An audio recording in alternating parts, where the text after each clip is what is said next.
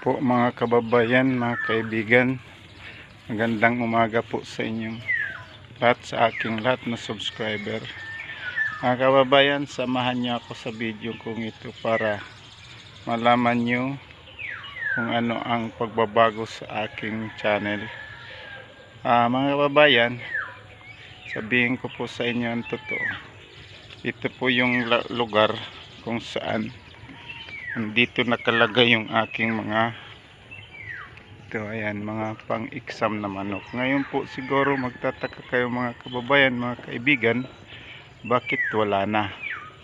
Kasi po mga kababayan, mga kaibigan, due to my health condition po mga kababayan, ay na-advise sa akin na nung magpa-check up ako na medyo iwasan ko muna yung mga naiibang maamoy sa kapaligiran. Kasi po mga kababayan, mga kaibigan, pag ako po kakaamoy ng iba, talo po ako, na-create po yung hyperacidity ko, tumataas yun, nagiging cause ng mahilo, nangihina. Yan naman pong mga cause ng hyperacidity nararamdaman ko.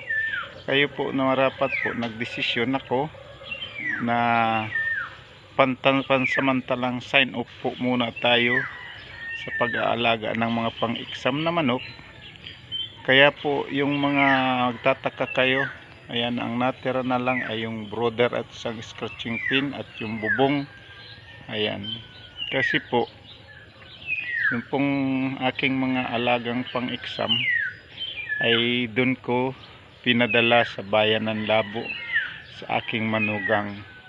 Pero po mga kababayan, mga kaibigan, yung aking mga subscriber dyan na nagtatangkilik sa aking mga upload about sa pag-alaga ng mga pang-exam na manok, ay wag po kayong mag-alala. Yung mga ina-upload ko po noon na mga video, kung may katanungan po kayo, ay aki pong sasagutin yan. Hindi naman po dito nagtatapos ang journey natin sa pag-aalaga ng mga pang-exam na manok. Mangyari po lamang due to may kalusugan ko ay hinabiling ko muna sa aking manugang yung aking mga pang-exam na manok. Subalit po, hindi po doon sasabihin na tapos na ang ating karir sa pag-aalaga ng mga pang-exam na manok. Hindi po mga kababayan, mga kaibigan. Magpapahinga lang po tayo sa pansandali para naman siyempre unahin muna natin ang ating kalusugan. Kasi po ako at the age of 62, yun, naranasan ko po yung ganun. Kaya unahin muna natin po ang ating kalusugan. Kaya mga kababayan ko, mga kaibigan ko, yung aking mga subscriber dyan na umaasa sa mga aking mga ina-upload about sa pang-exam na manok, ay comment lang po kayo sa aking video at sasagutin ko yan. Kahit wala po sa aking mga video, may katanungan kayo, kung kaya nating sagutin tungkol sa mga pang-exam na manok, ay sasagutin ko po kayo. Yun lang po. Kaya po nga sinasabi ko, hindi po dito magtatapos ang journey ng ating pag-aalaga ng mga pang-exam na manok. So ngayon po, pansamantala kong sign off na muna ako. Ngayon po, alam nyo naman, ang aking channel ay, ang description naman po ng aking channel ay indifferent content. So yung po munang pansamantalang sign off tayo sa pag-aalaga ng mga pang-exam na manok, ay divert muna po tayo sa pag-aalaga ng mga pagtatanim ng halaman, gulay. Kaya po ayan po, mapapansin nyo mga kababayan, mga kaibigan, ginamasan ko na. At ayan po, may tumutubo na siyang cucumber or pipino at saka sitaw. Ayan, ito naman sa kabila, mga okra po yan. At ito po, at mahirap tong patubuin nga, dito ko nilagay sa medyo upland. Tanim din ako ng herbal na sambong. Ayan po. Kaya po tingnan ninyo mga kababayan, mga kaibigan, no? Yan, nililinis ko yan. At aking pong tataniman yan ng iba't ibang gulay. At saka po nga yung taliang ko ng mga pang-exam na manok, ayan, para hindi na natin gamasan, ayan, may May kalabasa siya yan dyan. Ang gagamasan ko lang po dyan ay yung tataniman ng kalabasa sa puno. Pero po yung hindi ko niyan tatabasin kasi mas gusto ng kalabasa ang gagapang sila sa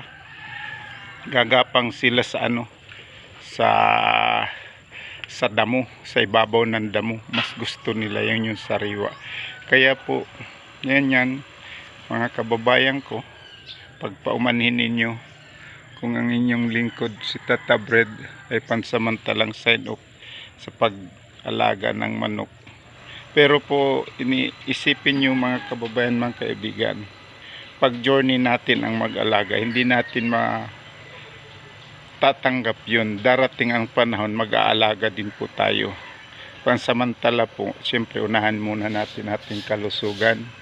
Kaya po ayan, ang una ko pong hindi binigay doon, pinadala sa manugang ko sa Labo, bayan ng Labo, yung brother. Kasi po anytime na magkagusto tayo ay madaling may lalagyan. Yan po mga kababayan, kaibigan. Kaya po ang ano ko po ngayon, ang focus ko naman ngayon mga kababayan, mga kaibigan, ay sa pagtatanim ng mga gulay at ng kahit anong maitanim. Yan po, dito na muna tayo kasi po kailangan din natin ng ma-exercise ang ating katawan. Yun po ang paraan ko para pawisan tayo sa umaga, sa hapon, para mag-circulate ang dugo. Kasi po tayo, nang una tayo po ay may hypertension na, nag-maintain na po tayo. So kailangan din natin na araw-araw mag-circulate ang dugo. Yun po mga kababayan, mga kaibigan. Kaya po inulit ko mga kababayan, hindi po dito magtatapos ang journey natin sa pag-aalaga ng pang-exam na manok. Sign up muna po tayo. Pero po makikita nyo mga kababayan, mga kaibigan, darating ang panahon na magsasign una naman tayo sa pag-alaga ng mga pangsabong na manok. Pero po inulit ko mga kababayan, mga kaibigan, yung aking mga subscriber dyan na maasa sa aking mga ina-upload, na siguro naman ay napapatunayan yung na-i-apply ninyo sa inyong mga alaga, na okay naman yung ibinibigay kong mga upload sa inyo, yung mga video.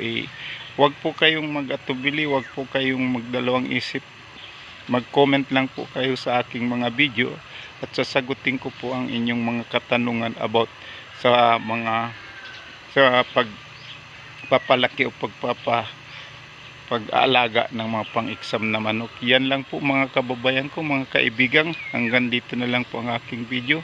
Sana naman po ay maintindihan niyo ako ng aking mga subscriber. At ang aking pong video naman, sana naman po i-share at i-subscribe nyo naman yung hindi pa nakaka-subscribe ng aking channel. Subscribe naman po nyo ang aking munting channel, Tata Fred Channel. At pakishare naman po sa inyong mga kaibigan at sa inyong mga kamag-anak. Yan lang po mga kabayan, mga kaibigan. Thank you po. God bless po sa ating lahat. Bye-bye.